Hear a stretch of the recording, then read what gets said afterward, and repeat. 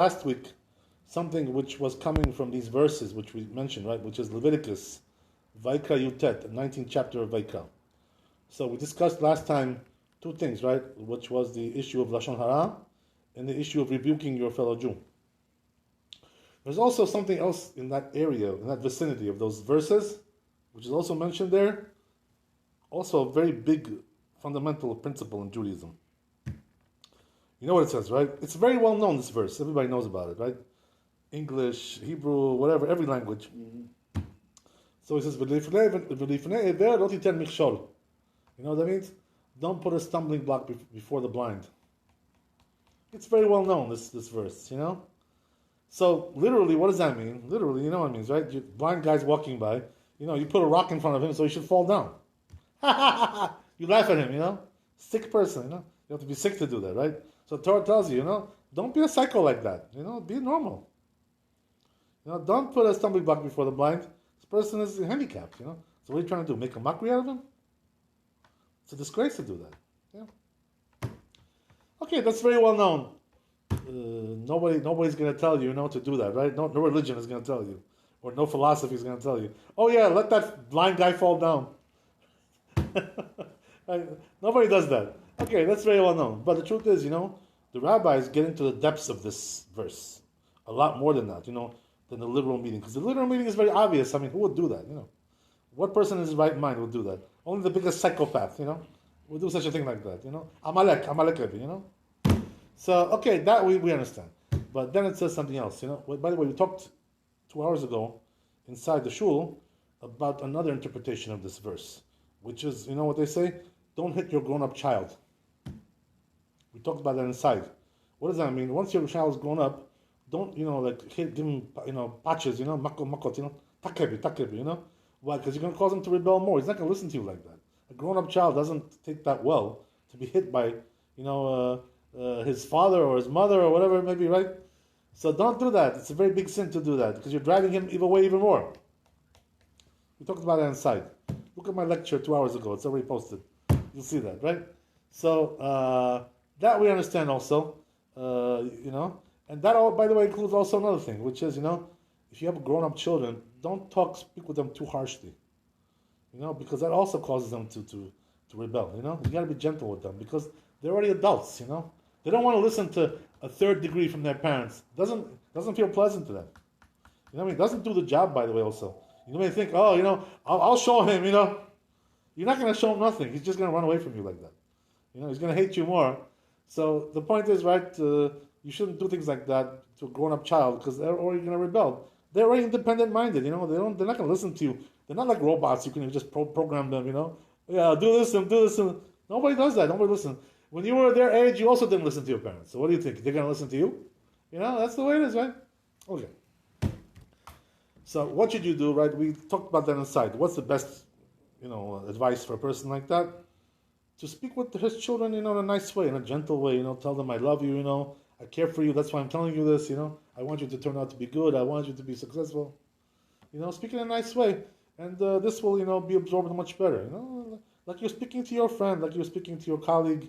You know, don't disrespect them, don't degrade them, you know, don't talk down to them. You know, it doesn't work that way. It doesn't work. It doesn't do the job. What can you do? Okay, so that was already covered. We covered that. But what I want to get into now is also the other interpretations of this verse, which are also quite fascinating.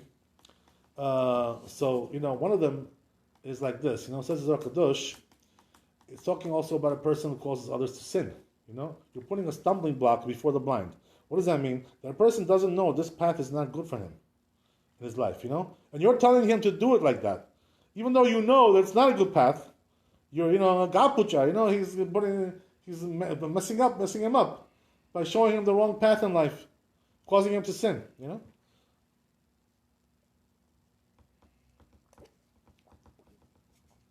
So that's also called putting a stumbling block before the blind. Why we call him the blind? Because he doesn't know what he's doing and you're messing him up. You know, so you got to protect your fellow Jew, not to make him a mess. You know, in fact, you shouldn't mess up anybody. You know, it doesn't matter whether he's Jewish or not. Why should you mess him up? What for what? Well, you're looking to be a troublemaker. You're looking to make people sin. You know, to get them off the right way. You shouldn't do that, right? So therefore, we have to make sure that We don't do that, right? Cause other people to sin. That's also another interpretation of this verse. Also, another one is the one that we covered last week, which is what? That don't put a stumbling block before the blind. What does that mean? If you see that he's going the wrong way, make sure that you notify him about that. Rebuke him. We talked about that last week. So don't just let him just veer off, and go in his direction.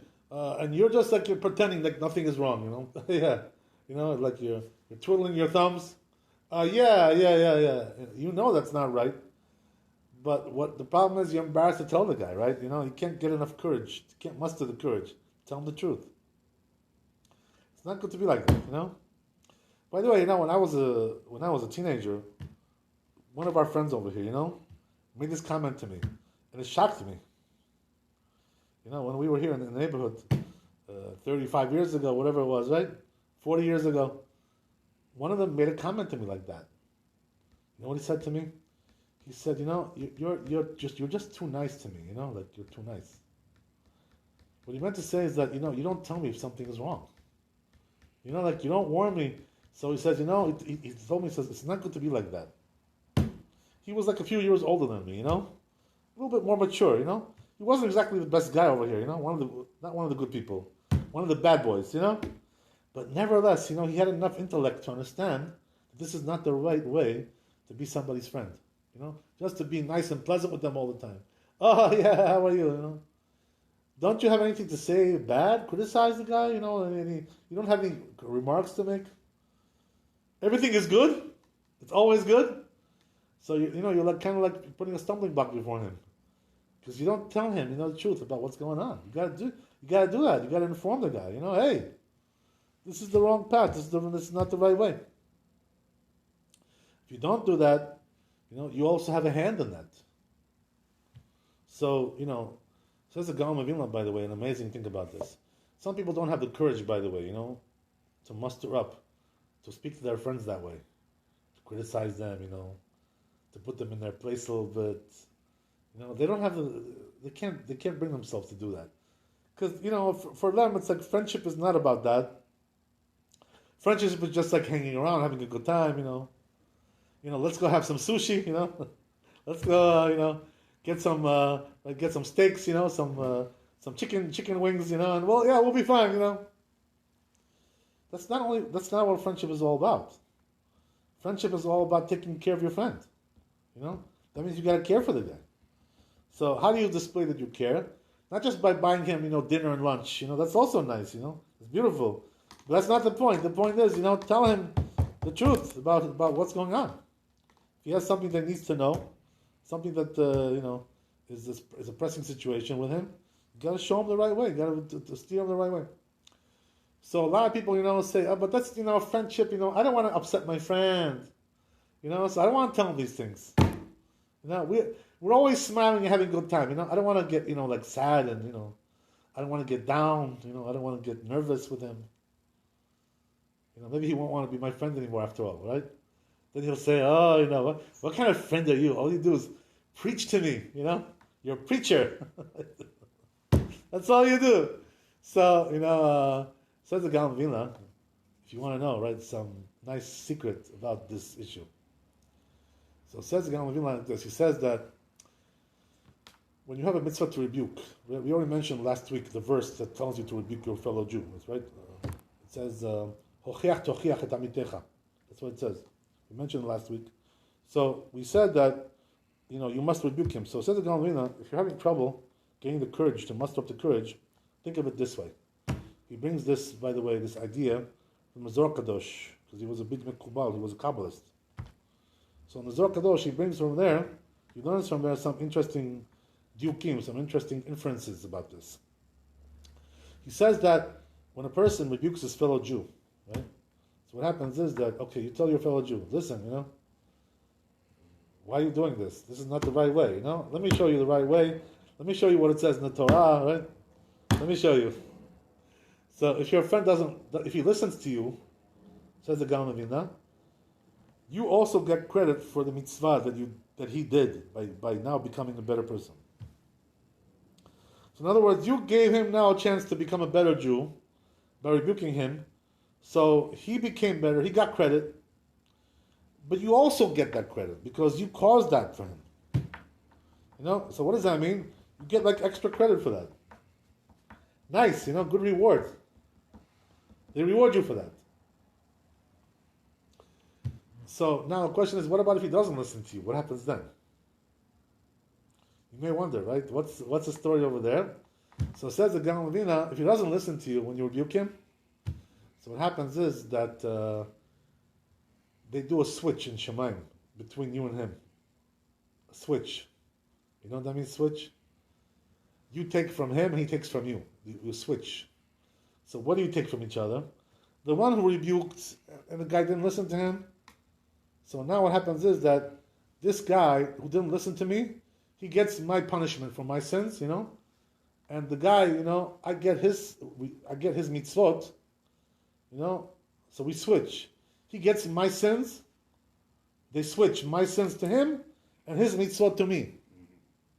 So I get rewarded for his Gan Eden. So you know what that means? What that means is like this, right? That since he didn't listen to you, that mitzvah that he was supposed to do by listening to you, there's a certain reward there. That means that mitzvah, So that reward now, instead of him getting it, it comes to you because you rebuked him. He didn't want to do it. So they give you his reward for that mitzvah because he never wanted to do it, and they give you your sins. They give it to him because he doesn't want to do the mitzvah. They switch. Can you imagine such a strong thing like this? So what do you see from there? You always gain when you rebuke your fellow Jew. When you care about your fellow Jew and you rebuke him, which means you care. That means you gain in the end. You gain by helping him. But if he doesn't want to be helped, you take his place, the goodness that he's supposed to have. So either way, you're doing very well. So that should give you incentive to rebuke your fellow man. Because it's a win-win situation, Either way, it comes out very, very good. So this is another reason why a person should rebuke. But also, the other side, I think we mentioned it last week already, but I want to emphasize that, right? That when a person is in a position to rebuke, he doesn't do so, you know what happens, right? They punish him for the sins of the people because he could have rebuked them. Especially like if he had a position of prominence. He's a rabbi, let's say, right? Or he's some kind of a leader, spiritual leader. He's a teacher. He's some kind of a spiritual, guru for the people. Some kind of a spiritual image, personality. People look up to him, as a moral figure. So what happens is that people listen to people like that. They have a tendency to listen to him because he's looked upon as a leader in the community. So you have a position like that, that means you could influence people. So if you had like a position like that, especially you're a rabbi, you're this, as we said, you should rebuke them. Because there was a decent chance they're going to listen to you more than anybody else. And if you don't, they're going to say, oh, you see, he doesn't rebuke them, so we're going to punish him too. You know what I mean? So, you know how far this goes, right? Says the ZOHAR something amazing about this, regarding this. It says that this is the reason why, the Chazal tell us, a person should try to live in a neighborhood, in a surrounding, of religious, Jews, God-fearing Jews always. Try to live in a place like that, In other words, don't live, in a place where it's all secular, some places we know, right? In Manhattan, over there. Okay. Right, those places, right? Why? Because when you go to a place like that, what happens is that the Jews are secular, and the community is on a very low level. There's a lot of sins going on there. So what happens is that if you're a tzaddik, if you're a good man, and you live in a place like that, they punish you there. For what? But you're much better than them. True, but they punish you for their sins. Why is that? Because maybe you could have rebuked them, you didn't, and even if you couldn't have, the fact that you're there, you get punished. So therefore, the rule is a person should always try to live in a religious neighborhood, in a neighborhood of tzaddikim, righteous people. Why is that? Because you get dragged along with them in the judgment. When they make the judgment for the whole community, for the whole neighborhood, for the whole city, whatever it may be, right? The whole borough, right? Whatever. You get judged with them because you live with them. Every time I learn something new, I realized I'm doomed.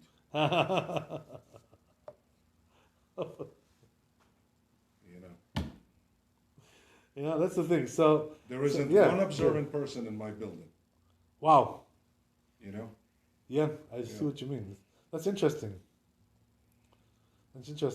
Yeah, this neighborhood is quite unique. This neighborhood. Yeah. Quite a unique place. Okay, that has its own right. Yeah, so I mean, the truth is, if you do have a choice as a Jew, try to go to a better place. Yes, like where Jeff lives, it's better over there. It didn't help him much. Right, but the truth is, you know what it is? It does help him. It does help him. You know why? Because he gets dragged along with them. Yeah. In other words, the fact that he's there, it already makes him Absolutely. more of an identity. Gives him an identity. I hope he doesn't listen to this seminar. So that's the way it is. Always good to live in a place like that. Better to live in a place with a religious place. You get influenced by that. So, in other words, and this is exactly what happened with Lot, right? The nephew of Abraham. Because he was living in Sodom and Amorah, Sodom and Gomorrah. He got kidnapped over there. He almost died. Almost lost his life. He lost his possessions, lost everything. Why is that? Because he was living with wicked people, with sinners. So, the question is, why does a person want to live with sinners? What gives them this, desire? The truth is that we came here as children, we didn't come here from our own volition. But the problem is sometimes, you just stay because, you got used to it. Yeah. But the truth is, honestly, I can tell you that all the big chachamim that I know, from this last generation that already passed away, like the last 20 years, all the big rabbis, the big shots, I saw them all, more or less, I saw them. And I can tell you that none of them lived in secular neighborhoods. All the big rabbis, they lived in very devoutly religious neighborhoods. Even though they used to go around, and lecture in other places, and give lectures and do all kinds of things, programs to help people who are not religious. When it comes to the place where they lived, they had that base, that base where they lived, a religious area. It's considered to be a very good thing, That's one of the reasons, by the way, it's good to go to Israel. I'm talking to a place which is religious, If you go to a place which is not religious, you have the same problem also, in that sense, Even though you have the advantage of being in Eretz Israel, that's a mitzvah by itself. It's a different thing. But the point is, right, that the Chazal warn us, right, not to get dragged along with the wicked. So all these things, what's the basis of all this? What we talked about just now, which is, right? Don't put a stumbling block before the blind. So what does that mean? That you are responsible for your fellow Jew, and if you don't take care of them as much as you can, according to your ability, they punish you for that. So that's also a very central theme in Judaism. The proximity of the way you live, the atmosphere where you live, the neighborhood, whatever, the town, whatever it is. The Rambam goes so far, by the way. There's a very famous Rambam about this. So the Rambam says, you should always try to live in a place with righteous people, with the religious people, with people who are, observers of Torah.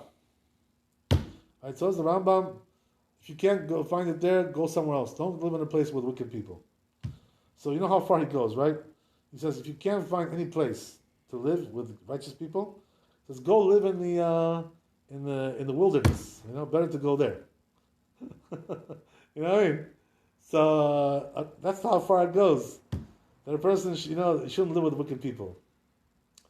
So, okay, the truth is, you can find good neighborhoods, in many places. If you're looking for this kind of thing, you can find it. Just a matter of giving it somewhat of a try. And it definitely does help when you have a a nice area to live in. It helps. Definitely does help in many, many ways. That's also another interpretation of this verse, Don't put a stumbling block before the blind. Worry about your fellow Jew, Don't let them stumble. Make sure that they're standing up straight.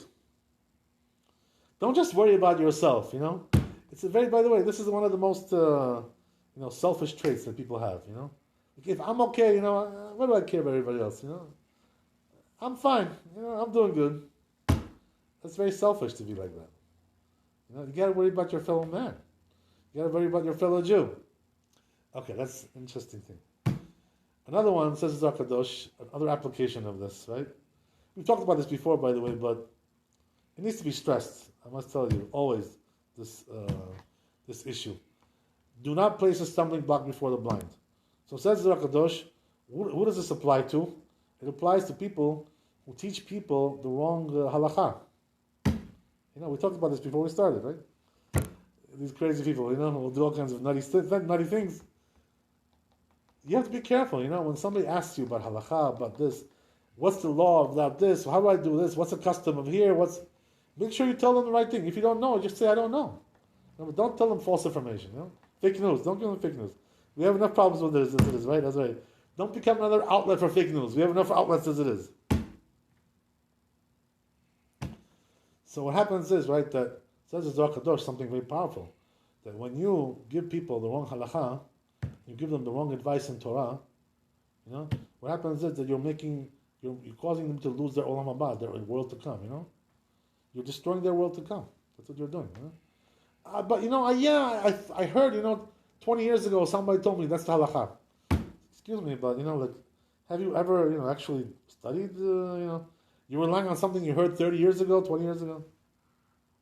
From some friend of yours, who was a child himself, whatever, immature. This is what you're relying on? So, how is it supposed to be done, right? That a person has to be careful, don't misguide people by telling them the wrong halakha, telling them the wrong religious advice.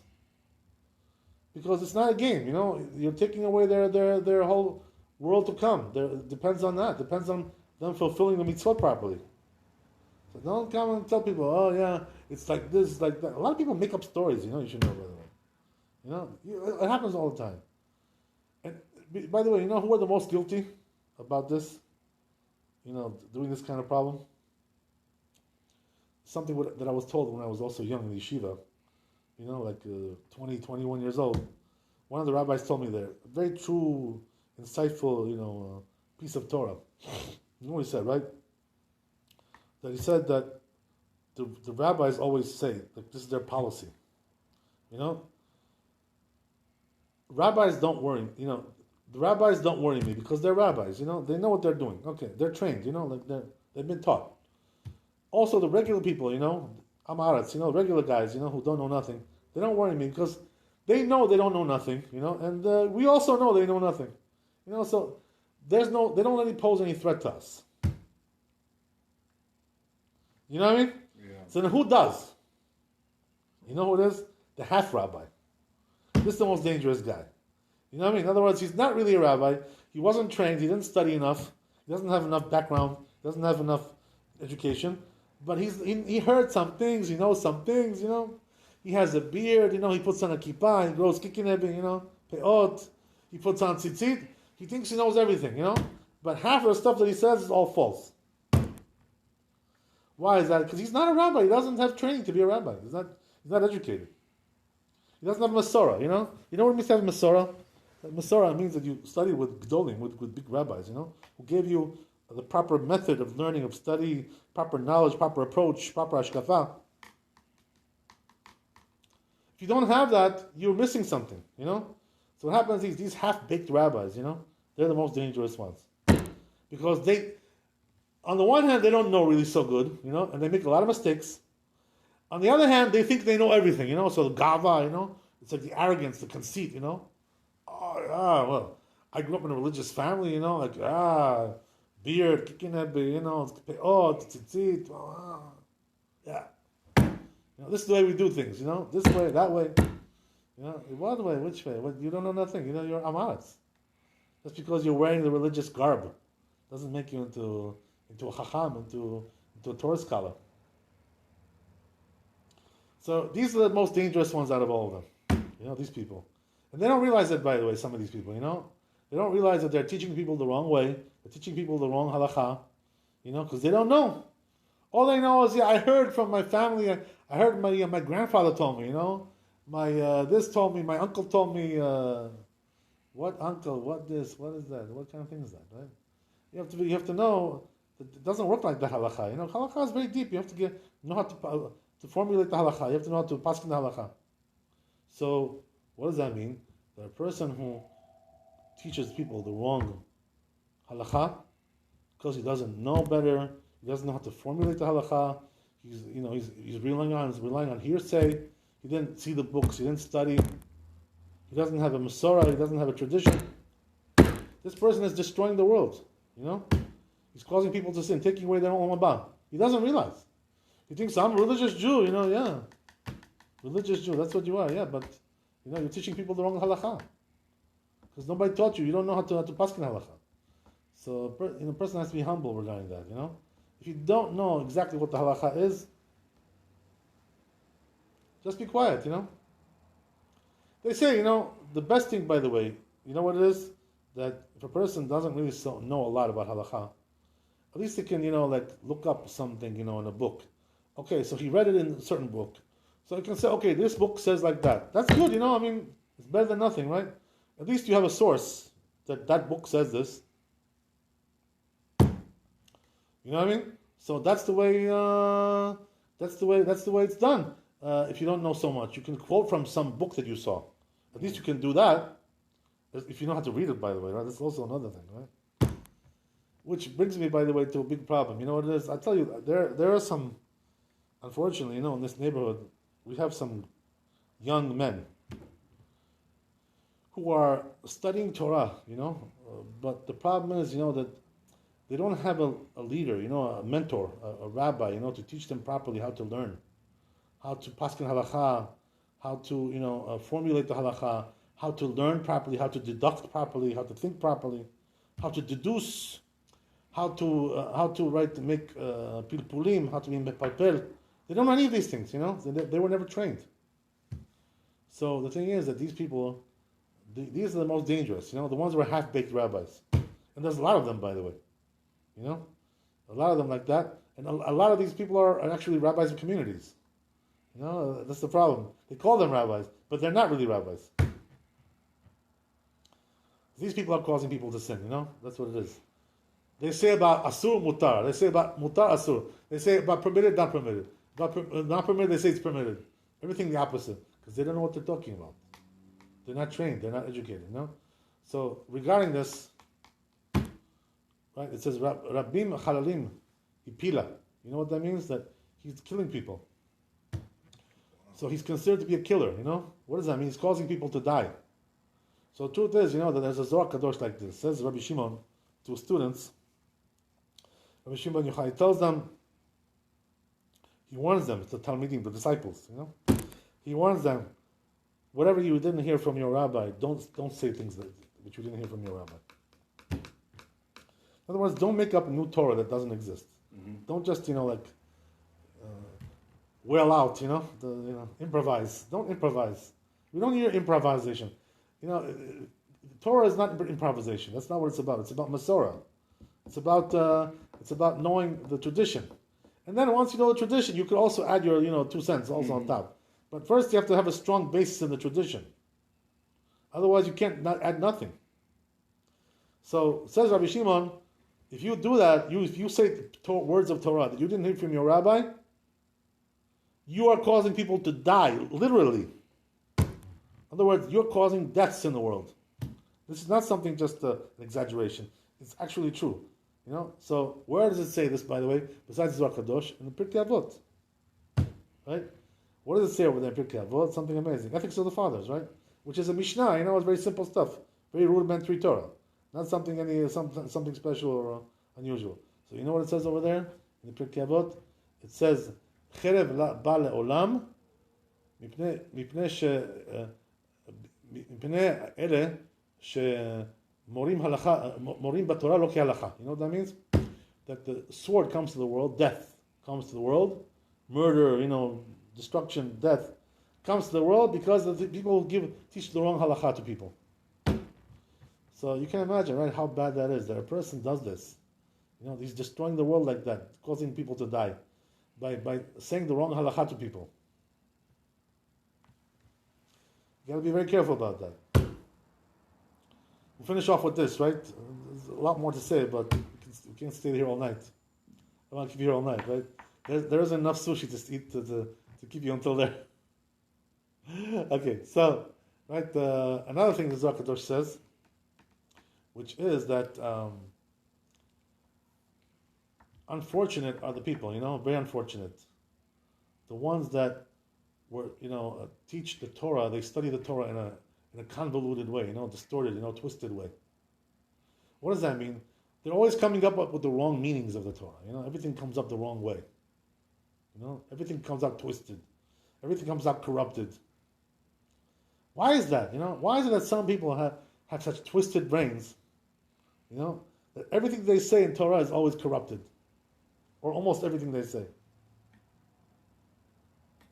What's the reason for that? Why do they have such a bad approach like this? Is it intentional or? That's the thing. That's the thing.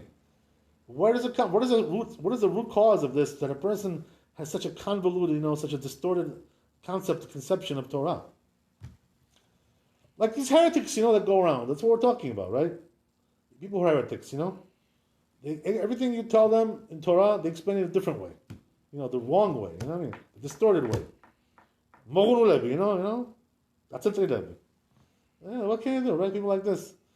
So what causes them, So says Zohar Kadosh, what causes them this? Because they were taught the wrong way by somebody. Somebody corrupted them, brainwashed them, Like we said, right? They were brainwashed. Once you get brainwashed in Torah, you know what it is?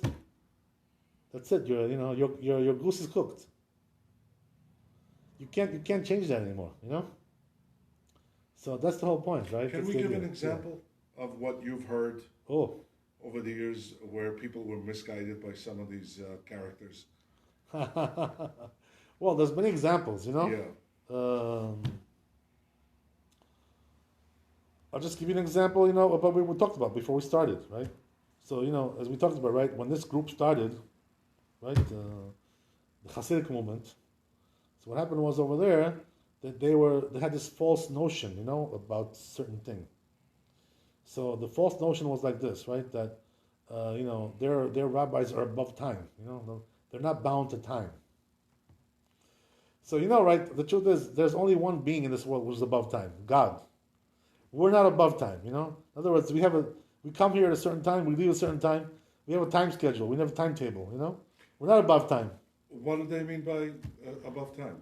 That means that time doesn't affect you. You don't get older. You don't die. You don't get sick. Nothing happens. They're planning to live forever, or I'll explain to you. Yeah.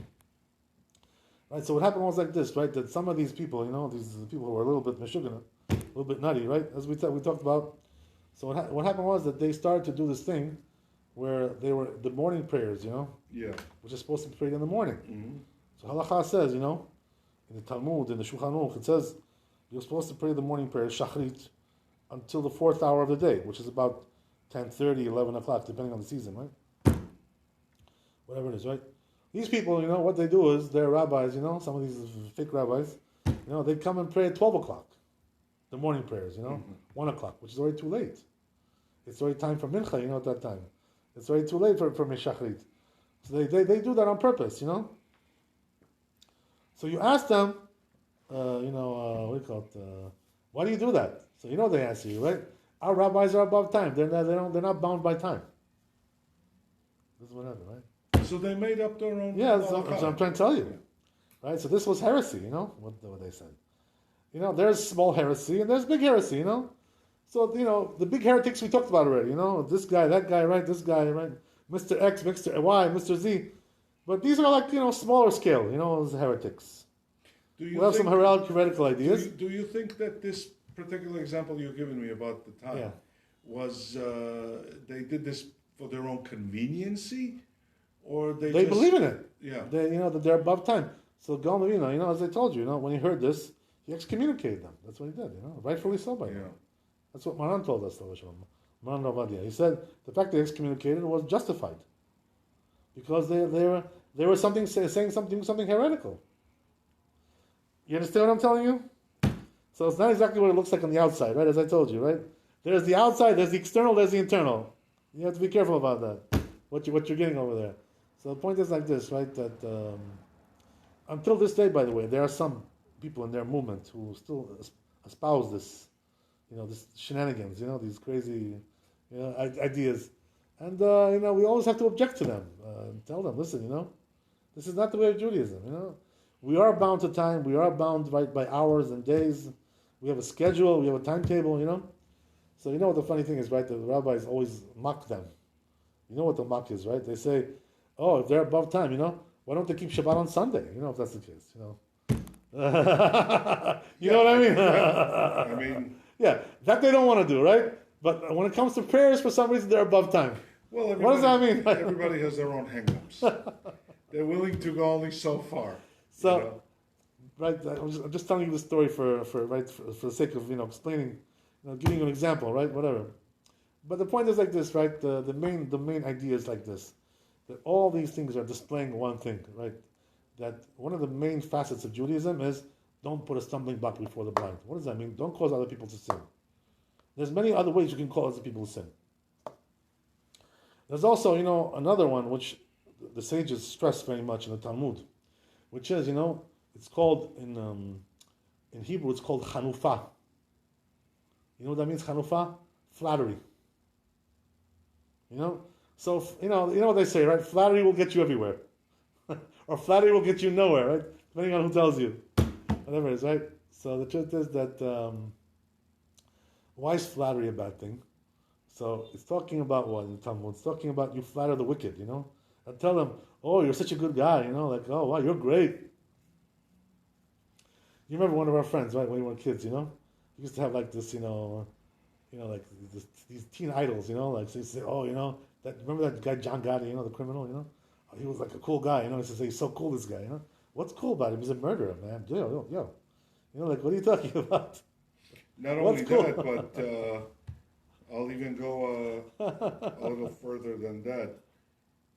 Many times we talked about years ago, some of the characters that we had in our community that were downright criminals. Right. And they'd walk in at a wedding, whatever, and they were kissing their exactly. That's what I'm trying to tell you. So the Talmud tells us very severely about this. Don't flatter the wicked. What does that mean? Don't tell them you're a good guy. Tell them, oh yeah, you're so successful, and you're so charming, and oh, you're so generous. Why are you telling him this? He's a criminal. The guy's mafia. Why you fight? So what's the problem with flattery? The same thing as we just mentioned, right? When you flatter somebody, you're telling him, that whatever you're doing is good. Your life is a good life, but it's a terrible life. So you're putting a stumbling block behind the blind. Same thing, right? To be in front of the blind. Same idea, That's why the rabbis very much stress this, in Talmud, that flattering the wicked is considered to be a very big sin. What if you're in a position where if you don't flatter them, you're basically making an enemy? Right, so the thing is like this, the truth is that you don't need to flatter anybody, you can live without that. Believe me when I tell you, You don't need to flatter nobody. But there is one exception, that Maran Rabbi told us, that there is one case where flattery is allowed, even to flatter the wicked. You know what that is?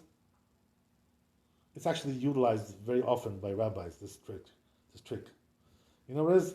You tell them, some flattery, but your intention is to bring them close to God. Like in other words, you're using flattery as a way to get them to do something good. So if that's the case, you're allowed to do it. They say, Maran told us, he told us in a lecture like that. That flattery for the sake of bringing them closer to Hashem is allowed. If this is your intention, But if your intention is just to, to kiss there, you know what I mean, right? That's not good. You don't want to do that, right? That's not good. But if your intention is to bring them closer, so he gave us an example, right? What's an example of that? Flattering people for this kind of purpose. The example is, let's say you tell the guy, oh, yeah, like you come from such a good family, even though his family is all criminals, you know what I mean? But you're telling him that in order that he should do some mitzvah, to come to shul, to come to synagogue, to pray or something, whatever, to do something good in his life, give him some tzedakah, whatever. So to get him to do something good, giving him some flattery, even though it's not really true, what you're saying, he doesn't come from a good family. It's a terrible family, it's a horrible family. Things like this, right? The point is, right, that you're allowed to, do some sweet talk in order to bring them to do mitzvah. But otherwise, just to flatter them for no reason, because you want to get friendly on their good side, so maybe they'll do you something for, favor. It's a terrible thing to do that, because you're causing them to stray like that. You're causing them to continue with their wicked ways by doing that. They say, oh, you see, people like me, I'm accepted. So what I do is acceptable, Just the other day, like there was a guy who walked into the shul. I was here in the morning, and guy looks like a little bit of a shady character, but he's just Georgian guy, whatever. So I asked him. A few of them. But he's familiar. He looks familiar, like. So I asked him. I said, "What's your profession?" So you'll never guess what he told me. I don't even want to tell you. I don't know. I think it's too dirty to say it, right? I don't want to say something which is not clean on the air, But I'll tell you after in private, But once I heard this, that he had such a dirty profession like this, very not respectable profession. I told him, I said, "Are you serious?" I told him, this is your profession, like I was in shock, like how can a Jew have a profession like this? Maybe he was putting you on. No, it wasn't. Guy was dead serious, and the way he dresses also, you could see that he plays the part. You know what I mean? So I was in shock, I almost swallowed my tongue when I heard that. I was like, what? That's your profession? So, can you imagine if I would have flattered the guy, and said, oh, that's very nice. It's not very nice. Why do you think people it's nice to have a profession like that? It's not a nice thing to have a profession like that. So, that's the idea, The sages warn us. All these mitzvot that we mentioned tonight all come from that basis, right, of that fundamental principle in Judaism.